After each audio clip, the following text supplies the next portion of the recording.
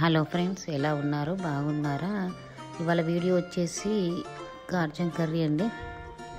ఇది iron rich curry అండి. Iron తక్కువ ఉన్న వాళ్ళు ఈ కూర చేసుకొని తింటే చాలా మంచిది. హెల్త్కి కూడా, పిల్లలకి పెద్దలకి అందరికీ మంచిదండి. ఒకసారి ట్రై చేసి చూడండి. ముందుగా కుక్కర్ పెట్టుకున్నాను. 4 స్పూన్ల ఆయిల్ పోసుకొని వేడయ్యాక అంతలోపు ఉల్లిగడ్డ ముక్కలు కట్ చేసి పెట్టేసుకున్నాను. 2 పెద్దవి తీసుకున్నాను. అవి వేసుకొని బాగా దూరగా వేయించుకోవాలి ఒక 5 నిమిషాల పాటు. అంతలోపు కూర కలిపెట్టుకున్నామని చెప్పేసి క్లీన్ చేసుకున్నాను. గార్జన్ కూరను 1/2 kg క్లీన్ చేసుకొని దానికి సరిపడంతా అల్లం వెల్లుల్లి పేస్ట్ 1 స్పూన్ వేసుకున్నాను. 3 స్పూన్ల కారం వేసుకున్నాను. 1/2 స్పూను పసుపు వేసుకొని తగినంత సాల్ట్ వేసుకున్నాను. ఇవైతే 4 రకాలు ఇలా వేసుకొని కూరకంతా పట్టించాలండి. బాగా కలుపుకోవాలి. ఈ విధంగా కలిపి పెట్టుకోవాలి. అంతలోపు ఉల్లిగడ్డ ముక్కలు వేగుతూ ఉంటాయి.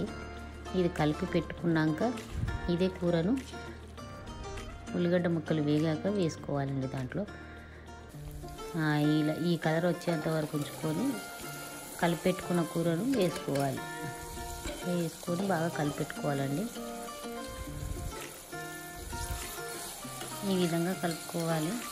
ఒక 10 నిమిషాల పాటు మీడియం ఫ్లేమ్లో ఉడికించుకోవాలి ఈ కర్రీని.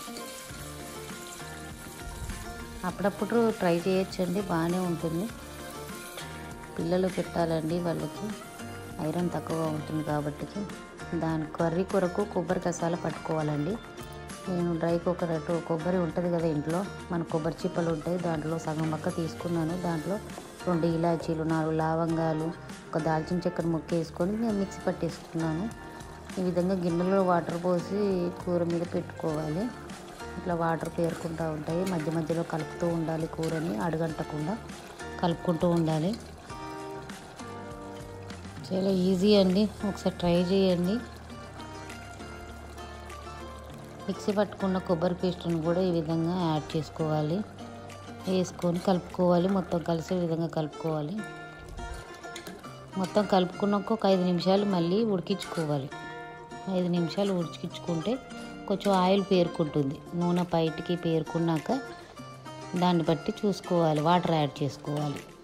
ఈ విధంగా గిన్నెలో వాటర్ పోసుకొని పెట్టుకోవాలండి కుక్కర్ పైన.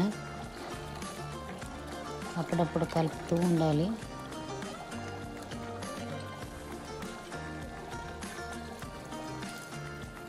గిన్నెలో ఉన్న వాటరే పోసుకోవాలండి.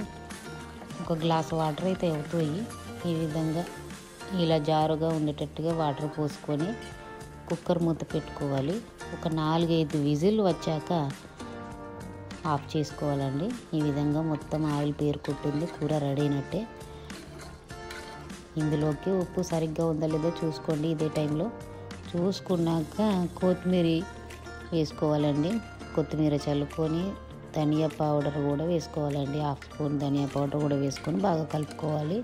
5 నిమిషాలు చిమ్లో ఉంచేసి లో ఫ్లేమ్లో బంద్ చేసుకోవాలండి. అంతేనండి, గార్జన్ కూర చాలా సింపుల్గా ఈ విధంగా ట్రై చేయండి. ఐరన్ రిచ్ అండి.